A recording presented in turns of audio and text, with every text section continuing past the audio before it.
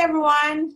This is Kate, and I'm very excited. I have here Mil Lim. You can see me, right? It's Yes, you're clear. Yes. So I'm so honored to have you here. I know I met you at the EO event in Napa Valley. I think that's the first time I met you, but I never really get a chance to know you. So I'm very excited for you to be here. Well, Mil, everyone, is a serial entrepreneur. She's a keynote speaker, best-selling author, and top global award winner. She awarded Top 50 Tech Visionary Award and was named among the 250 most inspiring female entrepreneurs. I don't know if you could have better bio than that. It's too much. It's too much. People all the fluff. All right, Mil, for anyone who do not know you, can you briefly introduce yourself? I am a founder and CEO of Maspira Group. It's an innovation and brand consultancy. And I'm also the CEO of M Sovereign, a media platform. So just in case you guys don't know, Maspira Group, my innovation and brand consultancy, our purpose is to help organizations, startups, small business owners to corporations to redefine their innovation framework, business models, and brand strategies. And we help them create possibilities and opportunities, right? By redesigning their strategic priorities, their products and services, and in hopes that this will enable them to respond swiftly, pivot, accelerate growth, and thrive and achieve global impact using creativity, design, and technology. And of course, to do all that in a very sustainable and responsible way.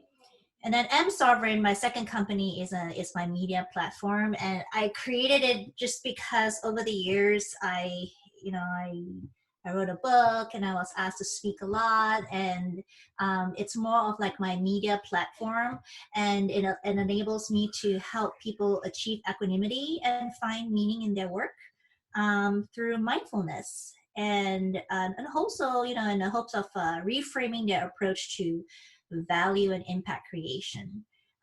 So that's that. And I'm also a proud single mom of two boys, Evan and Tyler. Evan just turned 9 yesterday, and Tyler is 6, although I wish that he was still 5. Yeah, they grow so much, right? I know, and I stop it, I can't hug you like this anymore. When you're like this, and now you're like, oh, they're so big. All right, so you're a single mom, you run 2 companies, you run this multi-million-dollar company. How do you do that? I can't wait to really get to know you more. So tell me, what was the city, town you grew up in? So as you can tell, I'm not from here. Obviously, I don't have the American accent, although over the years I've tried to refine my American accent by introducing dude into my vocabulary. But I originally grew up in Penang, Malaysia, a small island located northwest of the peninsula of Malaysia.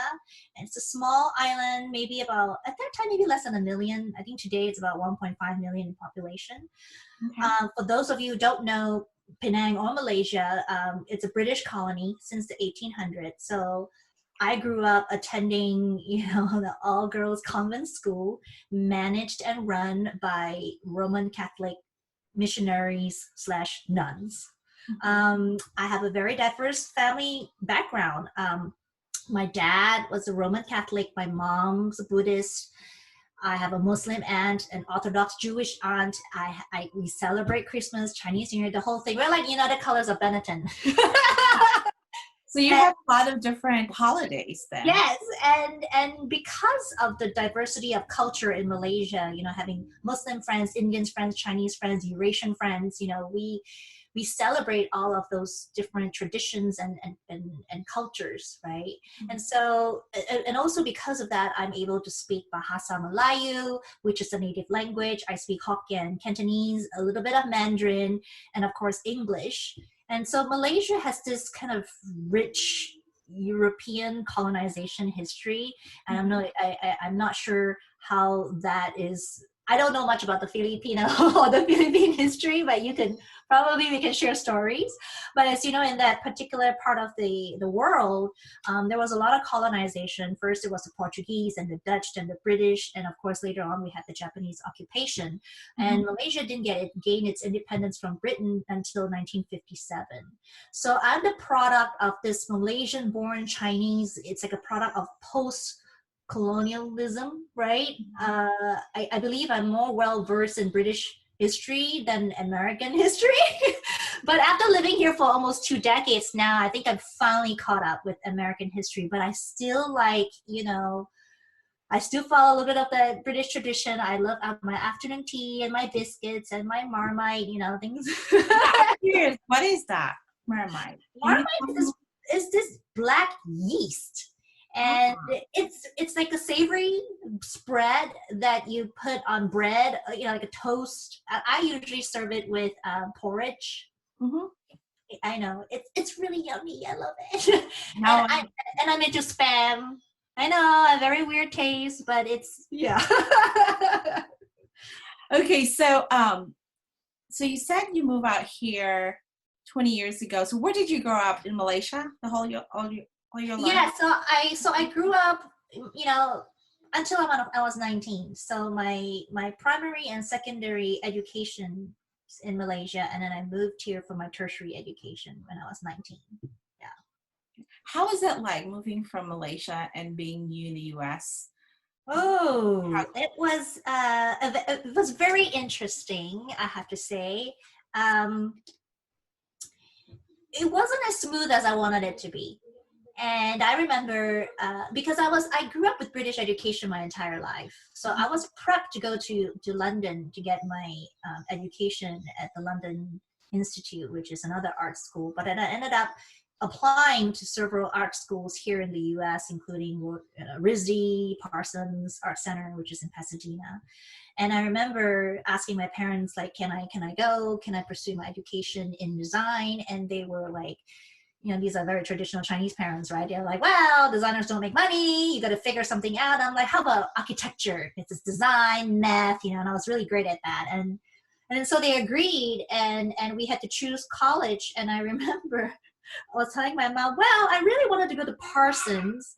And she's like, New York City, not so good. And then I'm like, okay. And our perception of the U.S., as at least my perception of the U.S., it was through me watching movies. Melrose Place, Dynasty, Knots Landing. So I do not have a great sense of law and order. So when I told my mom, I want to go to New York City, she's like, law and order, you get raped. And then so here I am, like she bought me a ticket, and then I ended up in California. So she has this idea that Beverly Hills 90210 would be better for my daughter to come here. So so I came to California, attended Art Center School of Design. Since I was 19. But then 3 months after I had arrived, the ASEAN 97 economic crisis hit, and both my parents went bankrupt. So I remember having this conversation with both of them, and they said, you have an open ticket to go home, to come home, or you can stay there, but you have to do it on your own. And I was young, I was like, I'm not going home. This is an opportunity for me to make something for myself. So I decided to stay, but not realizing what was waiting for me, which is complete independence. I was financially independent when I was 19. No safety net, no parents, no friends, on my own. And I didn't have any money. And of course, my father gave me enough just to pay the first semester's tuition, but it's a private art school. It's like 10 grand a semester, that 8 semesters altogether. So you're talking about 80,000 just for tuition. And then that's not including, living, right? And then I didn't have a lot. So I ended up doing all sorts of stuff to put myself through school. I got 3 teaching assisting job in school. I worked full-time in an architecture firm, and then I went to school full-time in the evening. and I carried about 21 to 24 units because I was paying for my own schooling. I thought, fuck it, if I'm gonna pay for myself, I want to maximize my learning. Uh-huh. So I was pretty much navigating everything on my own. I had no elders to ask permission, and so every decision from then onwards were they were my own decision, which meant I had to live with them if it was a mistake, and or if it's good, then I could celebrate it on my own. But it was tough. It was tough, imagining working 100-hour week and going to school full time and trying to get scholarship. It was a lot. Yeah. I could imagine. Before we're going to go back to that when you're starting your business, so what moment from your childhood are you most proud of? Oh my God. I have many proud moments as a child. My sister and I were raised by a single parent, by my mom. So we were pretty independent when we were growing up. I remember my sister and I used to travel back and forth flying from Penang, the island, to KL, which is the main city, and to visit my father, on the weekends. And I remember I was 5 years old. She was probably 9, 10 years old. And we would be like little kids traveling, flying all the time on our own.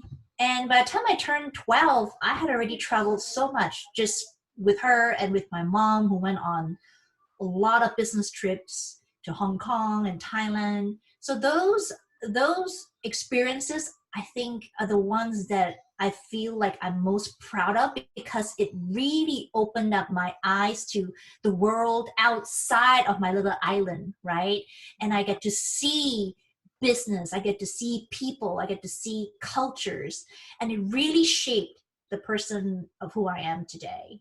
Yeah. That's amazing. So your mom is like bringing you doing these deals and Oh my God, yes. Oh, I have fun stories to share about my mom. And I remember I was 9 years old, and she brought me to one of her business deals. And usually all these deals happen in a karaoke bar somehow. wow. You didn't tell me what was your mom's business then. Okay, so my mom owned an interior design furniture making, like a manufacturer / interior design shop. And she had over hundreds of employees. And she was like, the supplier and maker for like a ton of American brands like Baker Furniture, so she was manufacturing and making furniture, and she was designing a lot of hotels. And so I get to see my mom really, like, she would take me to all these karaoke meetings and in the private rooms, right? And you have all these like old Asian men, and she was like the only female executive. And I remember sitting there, and I would watch her kind of like trying to negotiate deals. And of course that's Hennessy, XO, and all that. And I would watch and see how she would navigate sticky situations as a woman in business amongst the wolves. Wow. And I would just watch her, and she would always be so gracious and calm, but firm, and she would always get the deals done. And so I was really fascinated by that. Of course, my mom being a Chinese mom, I had to learn how to do sales, accounting, and all that during the weekends. I mean, I think that's how I learned about business, was through watching her and being with her. Yeah. It's amazing how, like, I kind of relate to that. I was shaped by, I grew up in a family business where everyone is hustling and we work 24 hours, and that's the only thing I know. So I do the same thing. Yeah. And I think it really helps you, give you that confidence that, you could do it, because you're on it at the very early age. Yeah, you're being shaped. Like, it's almost like my late mother was grooming me and my sister at an early age to kind of somehow take over her business. At least that was what she intended. And so we were both exposed to the good and the ugly side of entrepreneurship, right? I mean, my parents both were entrepreneurs, self-made entrepreneurs. My mom did not have college degree. So did my dad. They were both self-made, and my mom was the oldest, I think, of 13 siblings, including the step siblings. So she was the oldest, and she had to take care of everyone. And she put herself through all these management training courses. She was a salesperson, and all the way to ended up having her own business. And of course, in any business, there are ups and downs. Some days we were really doing well, and some days we were so broke. Some days we were bankrupt, you know. And then to watch her make those decisions and to protect my sister and I don't even know if she really protected us. I think it's almost like we were exposed to it. It's like, there, we have no money, go figure it out. Or there, we have money, let's go eat. You know, so it's like, it is what it is. There's no like hiding or shielding us from anything. It is what it is, and this is part of our lives. Yeah. You shared a little bit of deep childhood experience where you would go to your dad's family and you're in the table. Can you tell me more about that? It was very yes. So you were asking like what was my best memory? That was the traveling with my mom and my sister and all that was definitely my best memory. And of course I had really bad memories too. And you know, my worst childhood memory was something I really had to work through as an adult. And I had to go to therapy for many years to heal that inner child. You know, you know, when I tell people this story, and I choose very carefully how to tell this story, because taken out of context, it might be viewed as something really negative. And I'm not undermining that it was not, but I'm also looking at how, if I were to juxtapose all the achievements that I have gained today through, you know, to today, and you juxtapose against what I'm about to share with you, you can see how it led to that, right? There's always good coming out of something bad. So my sister and I openly talk about the abuse that we endured, you know, when we were younger. When we were growing up, we really didn't know that it was abuse or understood that it was bad. We thought it was really normal. So my mom and dad had to work full time, and they would usually drop us off at my grandparents' house and on my dad's side, and they would watch over us and our cousins while the adults went to work. So every night at the dinner table with like 20 people, you know how like Asian families, they have like so many people living under the same house. So there were like 20 of us in that same house, adults and kids, and every night after, you know, during dinner, they would all eat in that big round table. They will all have their dinners, and my sister and I will cast aside, and we were only fed after everyone else ate. So then every time after everyone stood up and left, as soon as they stood up, my sister would scoop out a bowl of white rice onto my bowl, and then she would around to each of the plates that were left over for meat. And she would pick apart the meat, you know, and then she would scoop it into my bowl, and she would, you know, try to get some broth, you know, or soy sauce, and she would pour over my bowl, and she would give it to me first. And some days it was just plain soy sauce, and some days we were lucky, we would have like, you know, leftover like fish, you know, whatever. We were lucky that we had white rice, so that's why we were thankful, like at least we had rice. And you know, and our grandparents and uncles weren't very nice either. They would beat us, and my sister was the one who took most of the brunt, and even till today she is like still like my protector and my guardian. She's always I call her, you know, like the disapproving sister. I'm like, she's like, yeah. She's like always protecting me. And so, you know, that was something that I had to kind of process during my adult life, because I noticed that when I was living in the US, I was a very hungry child too. I mean, till, you know, when I came here, I was so broke. My mom had sent me ramen noodle to last for I think it was 60 days of ramen. I would eat half a packet in the morning and half a packet at night. And then I would walk to school for 4 miles back and forth to school every day. And I was always hungry. But it was not like hungry like I was back then as a child. And I told myself, and I'm like, if I could endure the white rice for my childhood, I can endure the ramen. Like it didn't really occur to me that I was hungry. I was like, okay, I'm just gonna do it. And then I walk to school, I come back, and then my roommates were nice enough to give me an egg. I could add egg to my ramen, and of course, eventually I found friends, and I found a really great friend who's still my friend today. I get a shout out to him, Kin Dailo, thank you. And he was the one that in the evening would buy me food. He's like, I'm coming over with boba and some noodles for you. No, well, is this in California? Yeah, and he was the only Malaysian friend that I had found when I first landed in the US. And he was always this amazing friend that would always feed me. He's like, you're so skinny, you're always working, you're tired, I'm feeding you. So you come over and buy me food, watch like TV after that, But it was nice, at least I had good people surrounding me. Yeah. Yeah. So tell me, okay, so you're right after college, you work yourself to school. Tell me about that first, what made you decide to open your own company? There are many reasons why I decided to open my own company. One of it, so I was in architecture for about 8 years. I always tell people I'm only 43, but I've lived 7 lifetimes because I have lived such a rich life. And I was in architecture for about 7 to 8 years. I worked full time. By the time I graduated, I had a ton of job offers from all these amazing architecture firms and global brands that I get to pick and choose.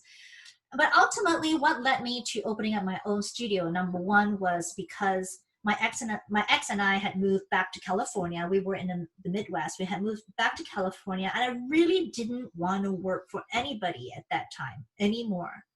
I was tired. I think I burned out. I think by the time I turned 23, I had already designed casinos, malls, stadiums, hotels, you name it. I've designed like multi-million-dollar projects. I was 23, I was done. And it's because I was working 100, 120 hour work week. I mean, anyone in architecture can tell you that's pretty normal, but like to me, I just felt like I was done. And of course, being a minority, a woman in architecture was never easy.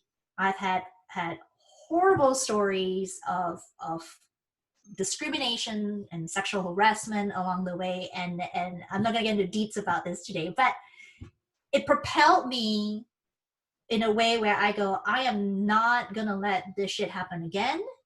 I did not sacrifice this much to live, to leave my country and to live a life this hard to do this. I want to have more control over my future.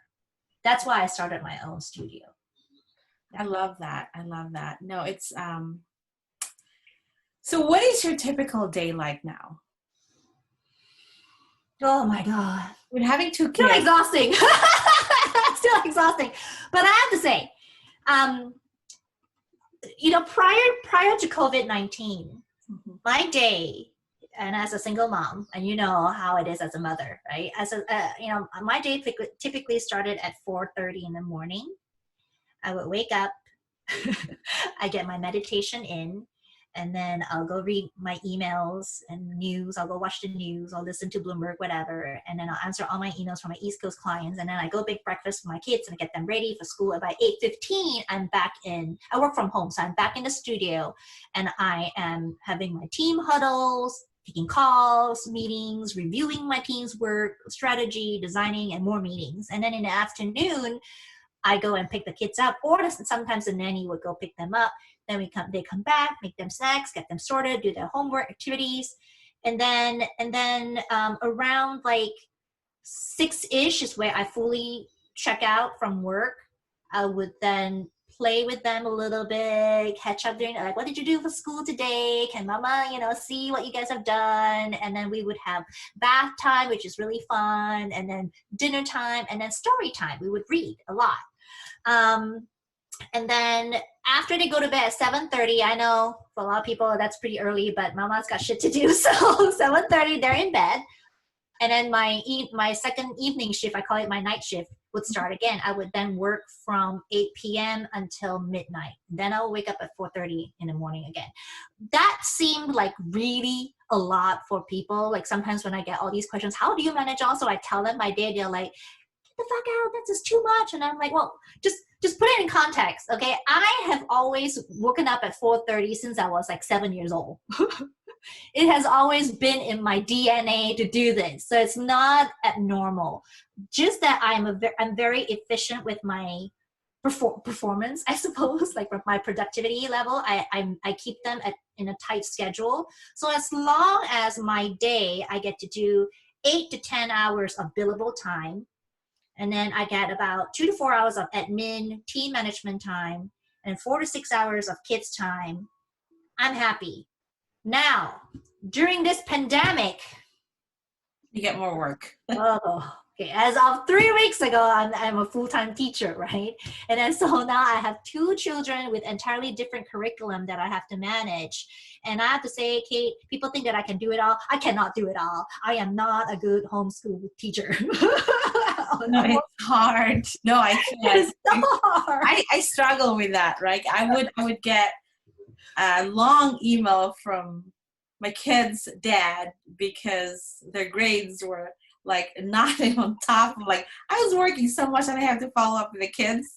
Like now I have to set the schedule, like in the morning you have to do your homework, and in the afternoon then you can start playing your computer, right? Like once you have those structured, but like we can't do everything perfectly. No, and this type A personality has to let go. I go like, okay, this is not normal for anyone. It's really hard for them. It's hard for me. I found that my days were split up in chunks, initially. And then one moment I was on a phone call talking, about strategic planning, blah, blah, blah. And then the next thing is like my little one is like, Mama, how do I do this app? What is that? See sight words? And I'm like, oh shit. And I had to go and teach him the sight words. And I come on and I try to pacify a CEO. Please don't lay off your staff. It's like your brain just, it's like on different levels at all time, and you have to be on because I'm a highly paid consultant. I need to be on, but I couldn't be on because my mind was like, oh, did I upload that photo that he drew for the teacher? Did I record it right? so now what I do is, I just, out of the 12 things that the teachers send me, I just, as long as I hit 8, I think I'm happy. Now, you do consulting. Now, do you have clients overseas as well? Most of them are in the States. It's just that my clients are all over the world in the sense that their headquarters could be in Israel. And then they have they have the team here in the US. So I'm on different time zones.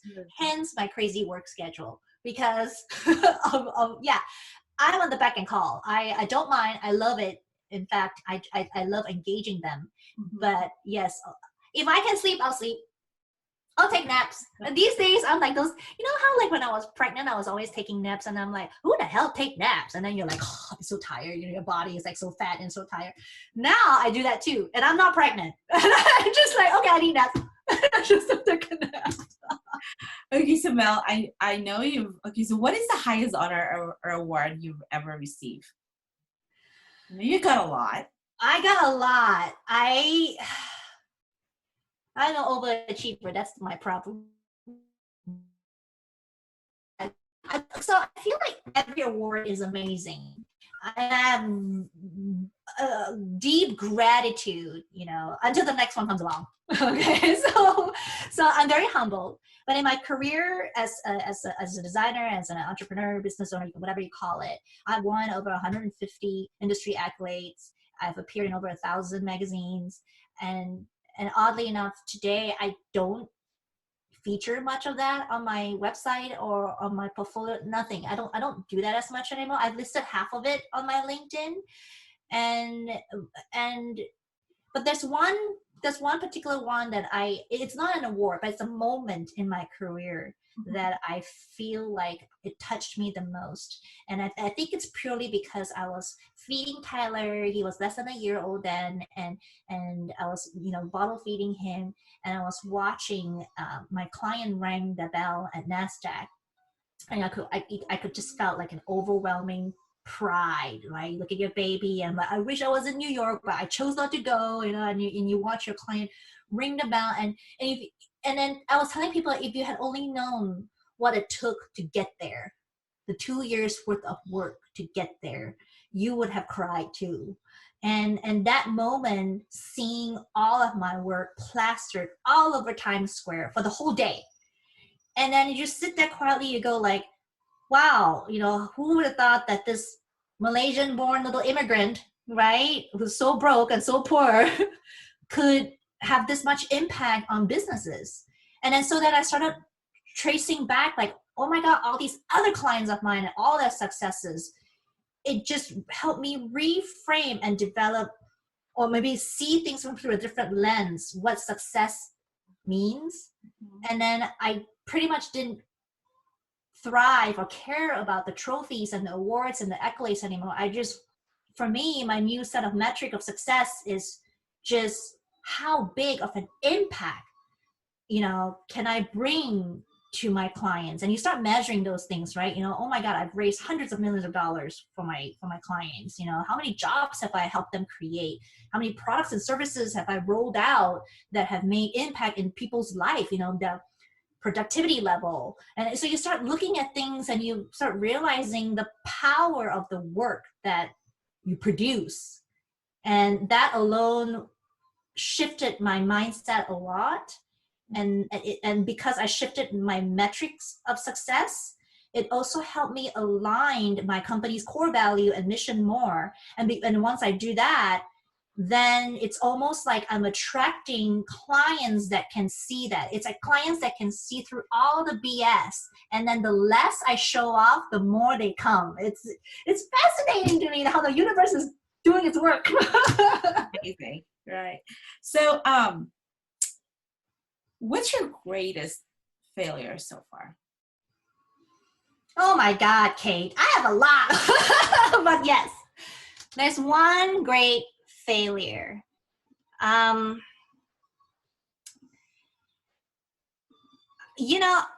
try to, how do I put this? I have always seen my life as almost like a journey, right?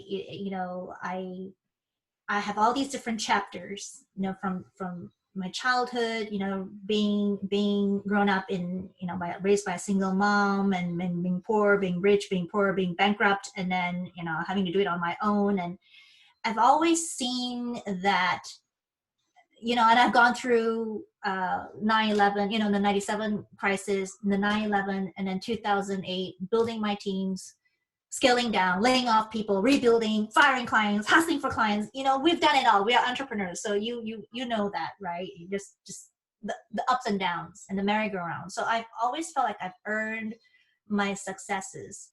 Mm-hmm. But I have to say the most disappointing failure, I think, for me came to this apex was in 2016 when my 16-year marriage ended. I think it was the most difficult thing I had to do in my entire life. And I think it's purely because at that time, Tyler was 1, Evan was 4, and whatever decision that I felt that I was making it for them too. Mm-hmm. And it wasn't like I could just go out with gun blazing and say, F you, I'm going to do whatever I want. It's more like, okay, whatever decisions I make today, it's going to have this huge impact on them. And it was challenging because at the same time when I was going through my divorce, I realized I had lost all of my elders. My late mother had passed away, my late father had passed away, my nanny, the woman who raised me, she passed away at that same time. My godmother here passed away as well. So it's like all my elders were gone. So I felt like I was really alone. Like I had no one to get advice from, and these are like sensitive times, right? Because it's emotional. You have children. It's like the family issues. Like the rest of the stuff that I had dealt with, it was more for like external thing. It's more like about achievement, right? It's more like money, grades, accolades. It's revenue. But this is different. This is personal, and I felt really lost. And my sister at that time was in New York. She was trying every day, checking in with me. Please tell me you're alive. I said, I'm alive. I'm still alive. I'm okay. And during that process, the wealth that I had accumulated throughout working since I was 19 years old, it was dissolved, right? Throughout the divorce settlement, it was gone. I woke up one morning I had no money in my bank account, probably at $2.15 probably. And I was left with nothing. And I couldn't even afford groceries. I had hit rock bottom. That was my failure. I remember sitting in the car and I was crying because I was like, okay, I need to go buy food for the kids. What the hell do I do? No credit, nothing. It was all frozen. It was done. And then I went to the kids' room and I told my little son and I said, Ellen, can mama crack open the piggy bank? And then, can mama borrow money from you? He said, yes, mama. And then so I crack it open and then I help me roll up all the quarters into rolls, you know? I said, we're going to roll it all up and we're going to take it to the grocery store. I'm going to buy food, okay? And he's like, okay. And then that moment, I realized I had become my late mother, which is single mom, and my late father, who had done the same thing to my sister and I when he moved out of the house, when he was broke. He borrowed money from her piggy bank. So I had become my mother and my father in one night. And on top of that, I had to figure out how to make payroll for my team, how to make a mortgage payment, how to make tuition and childcare payments. Life still had to happen somehow. And it was just so much. It was so much, Kate. It was a lot for anyone to deal with at that time, you know, putting the house to sale and attorneys left and right. It was just so much happening that I think part of me died that day in the car as I was sitting sobbing there at Vaughn's. I was like, oh God, this is not happening. And it happened. And it wasn't like I was never hungry or broke before. I had gone through that, but when you look back in your car seats, you have two little ones, it's a different feeling. It's like you felt like a failure because you put your kids in that situation to begin with. What the hell is wrong with you? And I was so angry at myself. But in that moment, I realized I had to make some really tough choices. I mean, looking back, I wish I had been more aggressive with my settlement. There were choices that I made, and I knew that I made it out of love for my children in the long term. But at that moment, I also realized, you know what? I'm given a second chance today. I may not have anything in my bank account, but I know what I want to do if I do have money again. And I knew that I needed to lead a simpler, healthier life, a cleaner life, a more meaningful life for them. And I gave myself a deadline to rebound. I said 20 months to rebuild. And I remember asking a lot of friends for advice. And I realized that I shouldn't have done that too, because it only confused me even more, including from my sister. And my sister can tell you all the advice she gave me, I threw it out the window. So what I did was I turned really inward. I was very quiet for the first 12 months. I became very still. I said to myself, you know, you are your mother's child. Not only will you survive this, you will become formidable.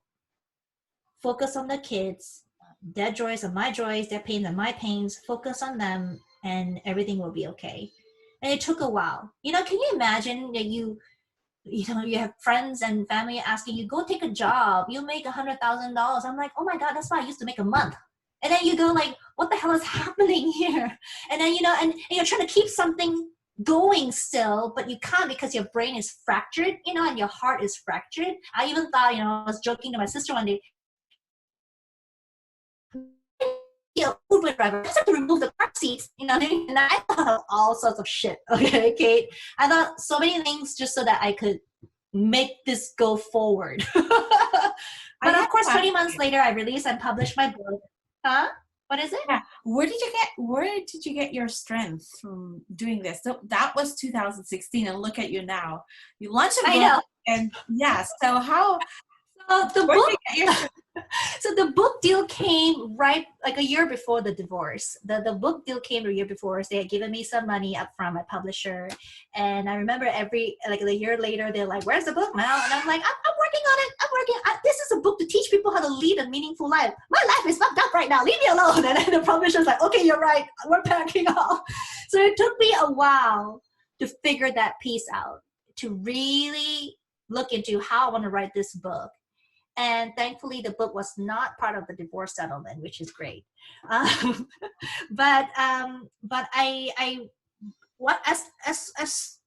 you know, when I published the book, everything kind of changed for me. It repositioned. It's almost like I reinvented myself, and it gave me a new way of looking at things. And here I am trying to teach people how to create a meaningful life. I really had to go through fire to figure that piece out. So when I went out, I started talking to people about creating impact, creating meaning, what is the value behind that, and all that. I think people listen more because they go like, wow, this woman had gone through so much. We got to listen to what she has to say. And it became more authentic. I wasn't even lying. I was just telling people, yeah, I was broke. I have a bank statement here to show you that I had $2.15 left in my account. And then fast forward, you know, I have a lot more zeros behind that. But it was a long fight and a long journey. But I also became very spiritual. It's almost like I meditated a ton. I just had to clear all of that and calm the hell down. And be a present mom for my children, of course. Yeah. Yeah. When you go through that tragedy, I mean, like really like hard, whether it's business or family issues, that's when you really think of what is important in your life, right? And you want Yes. something more, you know, meaningful or more like more subtle. I mean, I think when you go through that, you just don't want to do the hard thing. You just want to be gentle with yourself.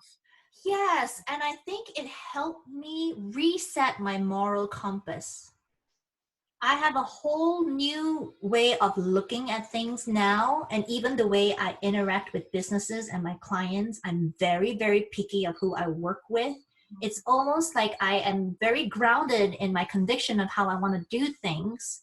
And, you know, imagine that, Kate, and I noticed that you and I are business people. We know when people can sniff desperation. Mm-hmm. We know there are people out there who, when times are bad, they get really desperate and they can be taken advantage of. And I had so many wolves around me. I've had so many indecent proposals around me.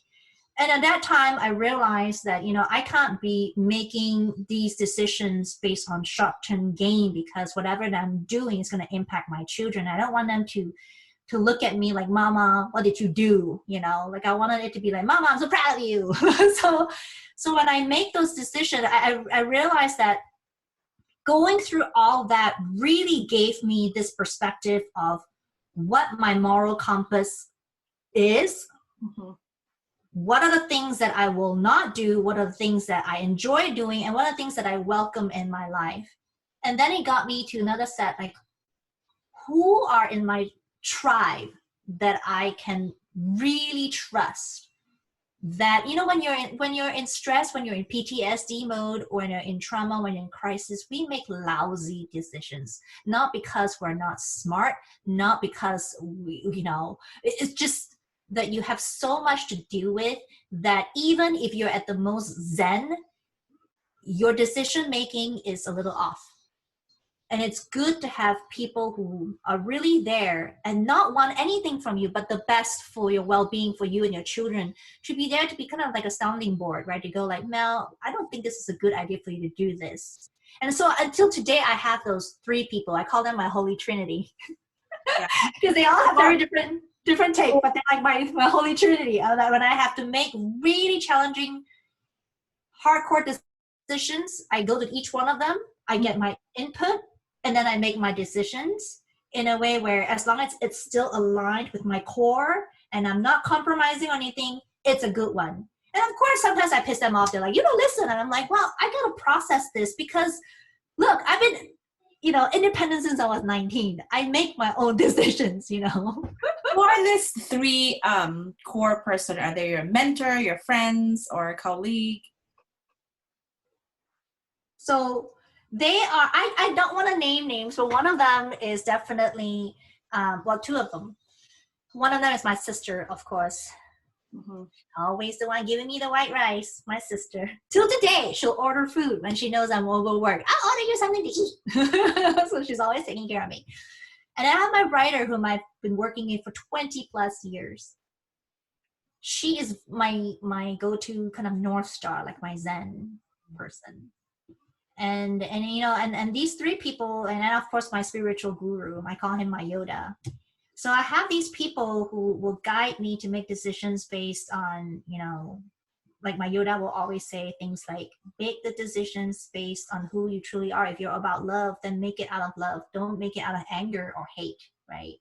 And then my writer will be the one that is guiding me and going like, is this impacting you now or is it in the future? Like, let's evaluate. And of course, my sister is the protector. She's like the general. Like, don't come near now unless you pass these tests. So I have that. And I collect mentors throughout the years too. Like, people always collect shoes and handbags. I collect mentors. I really go out and I seek them, and I manifest them, and they always appear. And they, I love, like, a good friend, Hazel, right? I consider her my mentor in many ways, because I remember sitting down here and I would tell her, like, I have so much on my plate, and all she said was, make your bloody plate bigger. Why is it so hard, Mel? I'm like, you're right. She's like, you're just trying to shove everything in a little tiny bowl. And I'm like, you're right. But it's just like having those really wise people around you that would just like shift your mindset just 1 degree, and it's enough for me. And so I go around collecting these little nuggets, and they are like my tribe. Yeah. It's I mean, we can't live without our tribe. I mean, I rely on EO, friends of EO, my forum mate. When you're in emergency, like, we need to have a community, or else, no one's gonna help us. But no, exactly. And then know when to ask for help too, right? It's like, I'm such a proud person. No, and you know what? As a woman, most of us, in the beginning, I really don't like to ask help because I'm embarrassed. But now that I'm more open of sharing whatever you need, you'll be surprised how many generous people that are willing to give you time and really great advice. So, like, I have maybe 20 that I could just share whatever that is, and it's nice to have a community right now. Yeah, and they don't judge you. That's the thing. It's like putting yourself out there safely, right? In an environment where you feel safe, you feel supported. I think that's the key, because I think Brene Brown she talked about how, like, you don't take advice from people who hasn't been in an arena, and then you only take it from people that have already been there. I try to do that a lot, because I know that, I would ask advice from people who are taught my friends, and they're my friends, but they have not done this. They don't know what it's like to build something from scratch and to lose it all in a day. They don't know what it's like, when you have people depending on their paycheck to survive, and they are taking care of other people's family, and you just have all these things.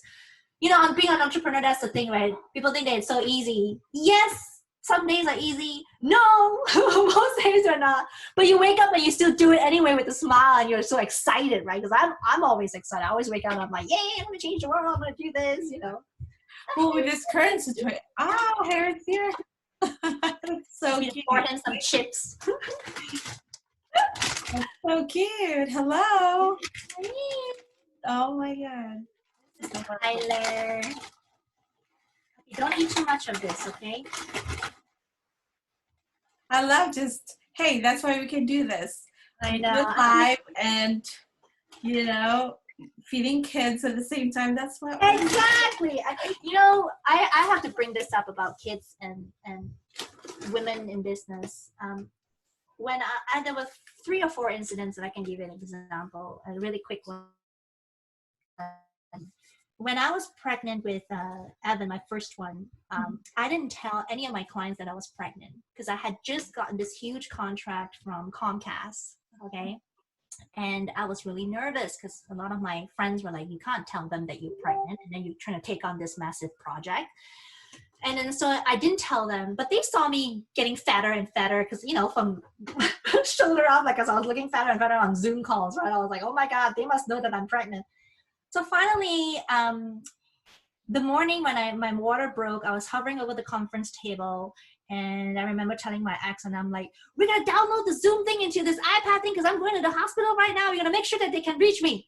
And then he's like, woman, you're having a baby. And I'm like, yes, but we have 50K coming in, so we got to make sure that we can do this. And so I downloaded everything. I wasn't, in my garb, like in the hospital, and I was still taking calls. And then 2 days later, they're like, Mel, were you in the hospital when you were having conference call with us? I'm like, yeah, I gave birth to a 9-pound baby. They were like, oh my God. I'm like, yeah, I'm a little loopy now, so let's keep this really short, but I'll get to, the meeting tomorrow. I'm a lot of painkillers right now, but it was great. Yeah, that's that's how we roll, right? Yeah, and that's how you roll. And I think over the years, people were always saying that, oh, you work from home, you can't manage multi-million-dollar projects. And I think because I kept on doing it, albeit having a child, albeit, just gave birth, and I still delivered. So I just wanted, people to know that it can be done if you want to. I'm not asking, you to go do that because it's insane. Because I was being very looking back, I was like, I was not a responsible parent, but I needed the money because we were trying to buy a home. I needed the money. But yeah, it's all of that. And I remember one day a CFO of a public company called me, and my youngest, the one that you just met, he had a meltdown. And he was knocking on the door because he wanted to see me, and I was on a call, and he knocked himself and he was bloody, right? And then I was really embarrassed on the phone, and the CFO said to me, Mel, I have 3 boys. I work from home as well. Go take care of your child, and we'll continue this call later, okay? And I was like, oh my God, you're the sweetest person. Like I thought I gave myself that stigma when it shouldn't have been. Like, he was so nice about it. I'm like, oh, well, you should have said so then. And now this is gonna be our new norm. That's what this is the new norm now. It's okay to mess up and be a little unpolished at times. It's okay. But I was so hard on myself. I was like so stressed out, and I asked the nanny, please, calm him down. And then at the end of the day, he's like, I don't care. You need to go take care of your child first. I'm like, yeah. So I go take care of my child. Yes. Oh my God! After this call, people are gonna text him. Mel is a lousy mother. Like, what the hell is wrong with her? All right, I have a last question here. What do you see as your place or purpose in life?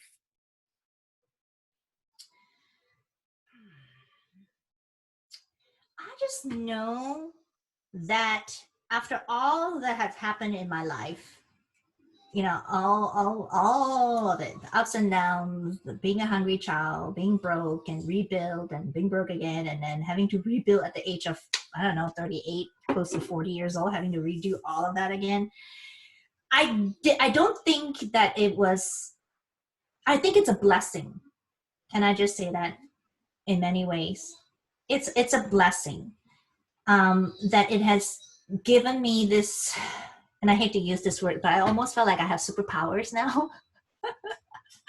Like, I am blessed, and I wake up every morning and I feel like I need to offer hope, light, and actionable insights to help others in every way I can. And whether or not it's through my work, my book, my keynote, or my designs, I just feel like I need to bring that.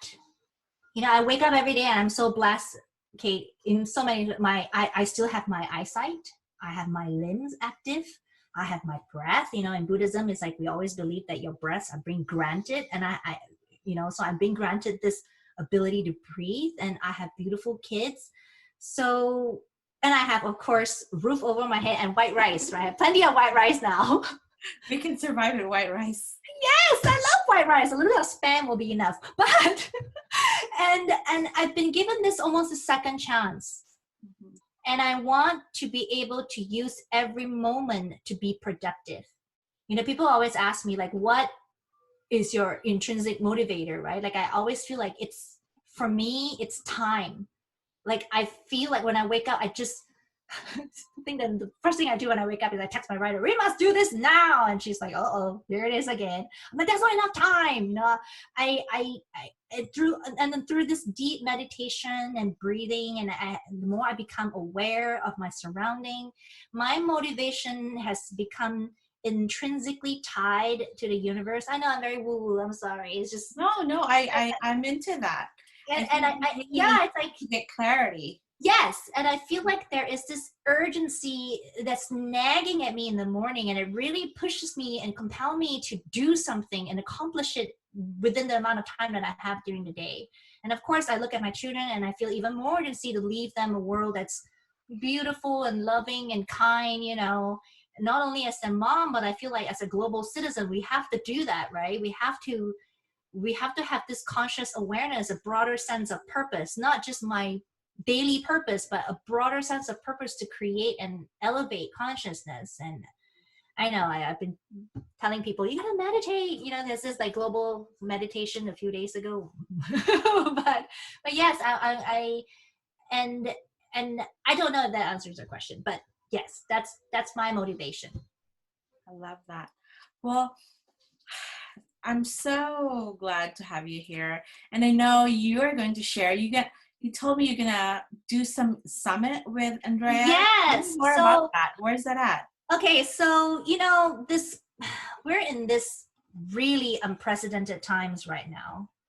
And a lot of people are afraid.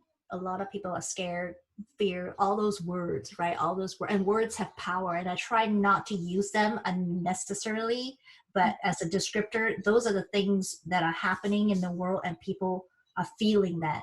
And I don't want to undermine that feeling. Now, I know that you had asked me, like, you know, what scares me the most, right, in this COVID situation. And I feel, you know, like a parent, I always worry about my children's well-being, given COVID or not. That's my number one fear for them, is like, are they okay? Are they eating okay? You know, they have enough food, you know, are they feeling good? But here are the things. I do feel extreme pain and compassion for our world. And I feel that I need to do something positive in every moment to improve this energy, right? And this is going to take a collective effort. And I want this collective effort to be rigorous, to be collaborative. And even Kate, like even in the past few weeks, we have all these people throwing webinars, virtual happy hours, and people like hours of drinking and complaining. And I couldn't handle that. I wanted things to be more actionable. I wanted a framework on how to bring clear optimism, pure altruism, and hope into this discussion. So my team and I are putting together this summit called the Futurum Forum. This Futurum Forum is it's a complimentary forum. We have great, amazing speakers who are contributing their time to be our panelist. And it's done virtually. And it's going to have about 5 key panelists and an amazing keynote speaker, by the way. And then we're going to talk about resiliency, reimagining the new world. We're going to talk about heart-based leadership. And then I'm opening up the floor to other experts and thought leaders to host and facilitate roundtable discussion. I want to bring them in to give them an opportunity to share their thoughts. And this is all done virtually using this new platform called Remo. And the only thing I'm asking for people to do is to contribute to the Doctors Without Borders fund that I'm trying to raise. I'm trying to raise about $10,000. And all of my speakers and facilitators agree that they want to offer this for free, but they just want the donation made to all of our amazing doctors out there. So the event is on April 23rd. It's about 11 a.m. Pacific time. I have very limited seats. I have about 200 seats available. And we're accepting application. It's an open thing. It's just that we need to accommodate a lot of people right now. But we want to empower small business owners like you and myself, because we're the backs of the economy, we're job creators. I want people to leave having this hope that they can visualize and create new changes that can be celebrated. So that's where I'm at. Well, thank you. Wow, that's amazing for you creating that, and that's so meaningful, and we all needed that. So if you can give us the link so we can invite people, I would love to be part of it. Something that's, you know, I love that the doctors, I've seen some on TV.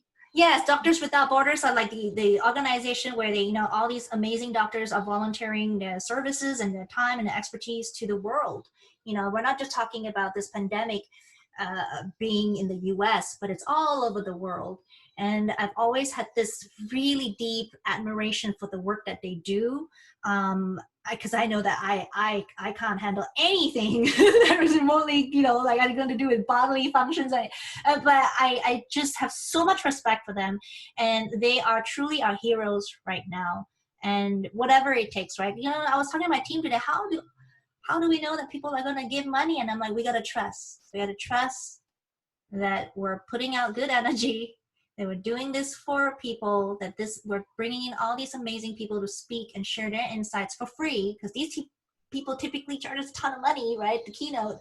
They're doing it as, because they want this to be better for others. This is not the time for us to be nitpicking right now. We just want a collective effort. And we hope that people will donate, to our cause here. So I'm hopeful. I'm always hopeful. I'll be happy to share your link.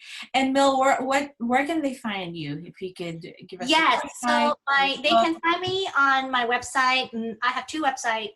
mellim.com is spelled MELLIM, M as in Mary.com. And then they can also find my consulting website called Maspira Group. It's MASPIRA GROUPE, maspiragroup.com. They can find me on social. It's Mellim Sovereign.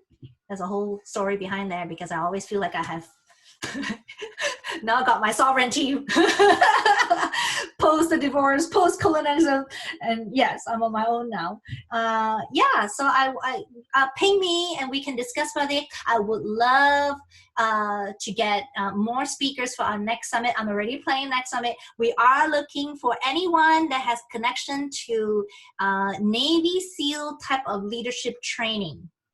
Okay. If you guys know of an ex-Navy SEAL guy or maybe a current Navy SEAL guy that has gone through really, really aggressive, tough training amidst chaos, I'm searching for that. I'm searching for high performers who are like they've been in the trenches and they know how to navigate that. And I want to learn from them how they can respond, because the whole idea of leadership right now is how to respond, recover, and thrive in a very short amount of time and under extreme circumstances right now. So that's what I'm trying to learn for myself even. Yeah.